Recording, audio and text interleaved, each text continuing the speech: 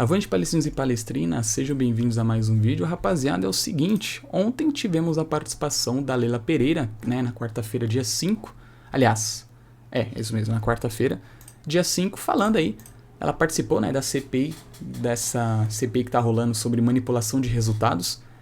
E ela basicamente disse lá na CPI, né, ela citou alguns pontos, né, eu peguei aqui um trecho do texto feito aqui no Globo Esporte, dizendo, né, que a Leila Pereira, ela defende a punição, ela defende o banimento das pessoas envolvidas nesse tipo de situação, né.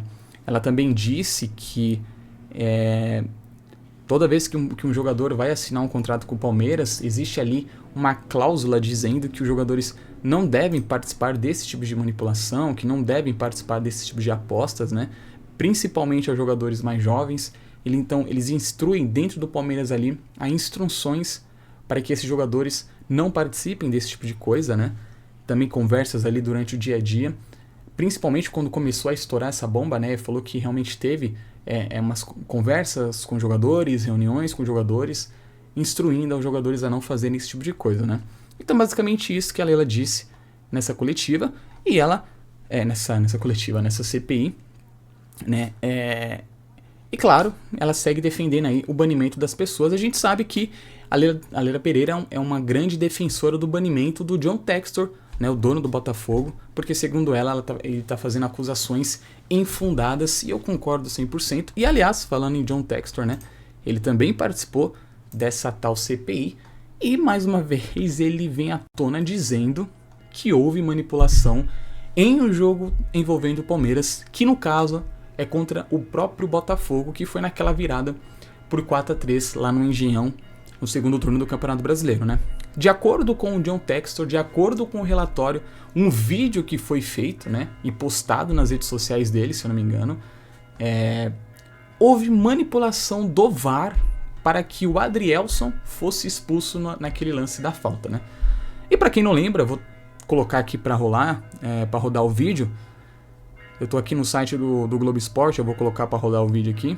Bom, aqui ó, tá o lance da jogada, né? Que foi, ó, o Murilo pega a bola, o Murilo lança pro Breno Lopes.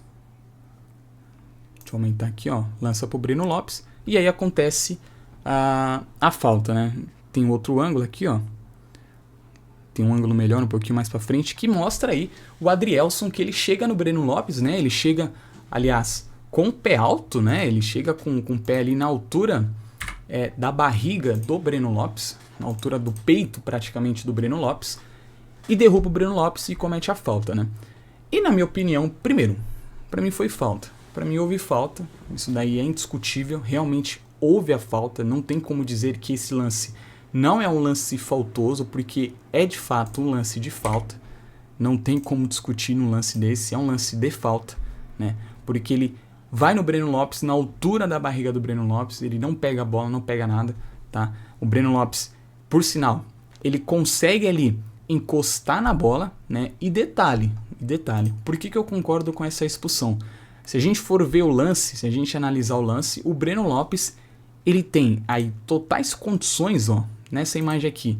O Breno Lopes, ele tem, se ele não é acertado, se o jogador do Botafogo não acerta ele tem totais condições de dominar a bola e sair jogando. Ele consegue dominar a bola e sair jogando. E no caso, ele sairia cara a cara com o goleiro do Botafogo. Então ele teria a oportunidade de fazer o gol.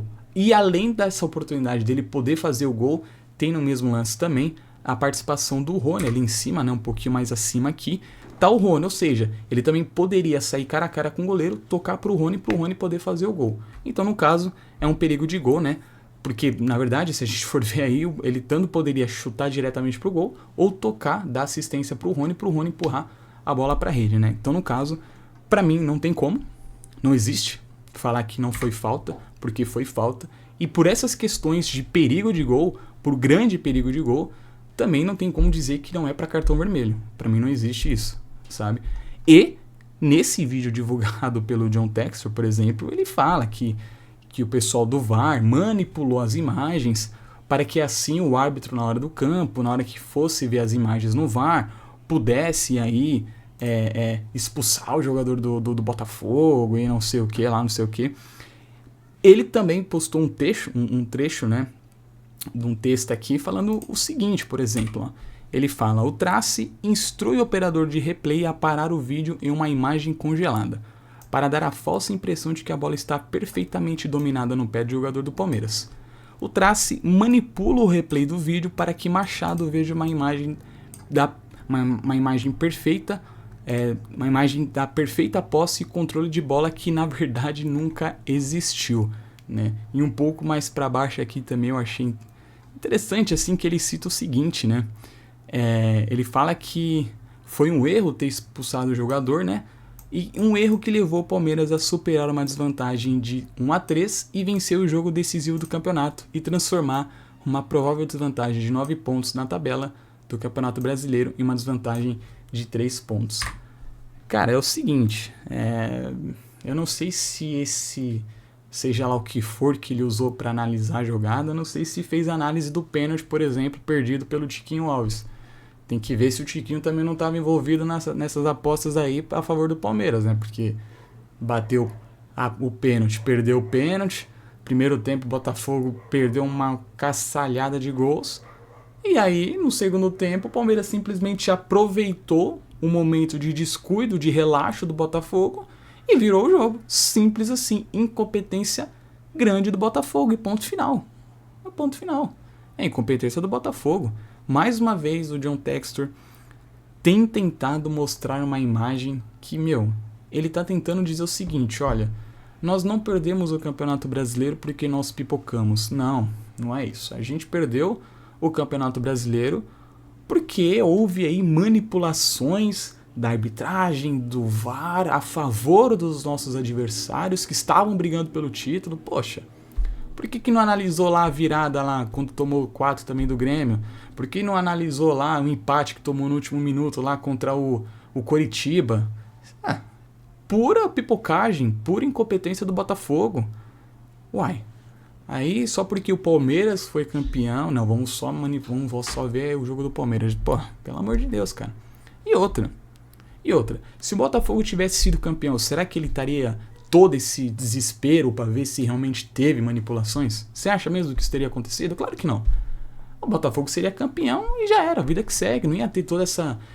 não, porque teve manipulação, que teve isso, teve aquilo, não teria isso, porque o Botafogo teria sido campeão, não teria por que se preocupar. Mas não, uma das maiores pipocadas, se não a maior pipocada da história dos pontos corridos do Campeonato Brasileiro, ele tá tentando aí, ao máximo, colocar a imagem de que o Botafogo não pipocou e sim de que o Botafogo foi prejudicado.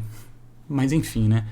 E ele também, né, além dessa análise que foi feita pela empresa que ele contratou, também teve uma análise feita, né, um relatório feito, aliás, na partida entre Palmeiras e São Paulo, naquele 5-0 que o Palmeiras meteu no São Paulo no Allianz Parque, né? E de acordo com um relatório feito pela Good Game, se eu não me engano, que foi a empresa que ele contratou para poder fazer essas análises, né, desses lances e tudo mais, houve aí um certo, como que eu posso dizer,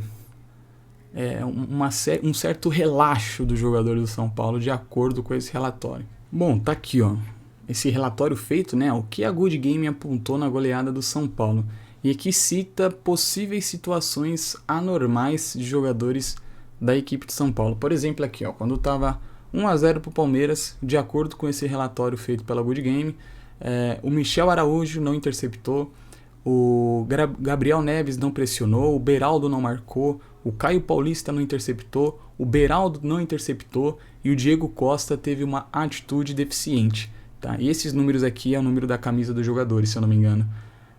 Enfim, e aqui também cita, quando estava 2-0 para o Palmeiras, atitude deficiente, de quem? Do Gabriel Neves. Não marcou, quem? O Rafinha. Corrida baixa, quem? Foi o Rafinha. Posição deficiente, Rafinha. Coitado do Rafinha. Tá citado em tudo aqui. Quando estava 4-0 para o Palmeiras, não interceptou, Diego Costa. Não interceptou, Beraldo. Enfim, baixo tempo de reação, Beraldo.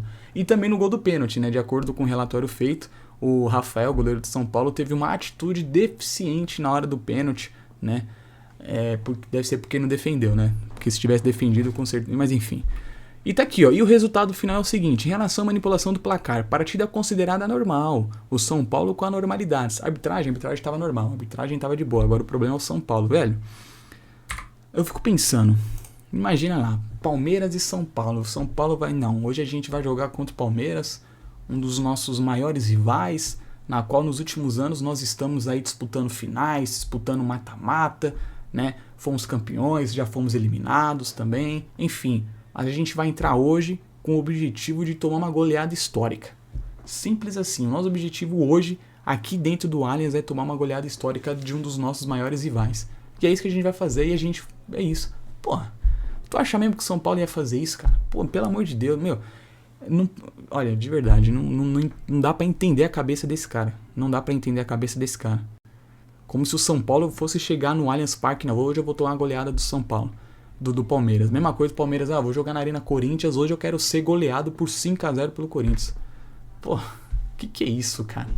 Não, hoje eu vou ser goleado pelo meu rival pra ajudar o meu rival a ser campeão. Ah, com certeza. Ah, poxa, pelo amor de Deus, cara. Sabe, não existe. Eu simplesmente não consigo. Cara, de verdade, eu não consigo entender o que passa na cabeça desse cara, né? Não consigo entender de verdade mesmo.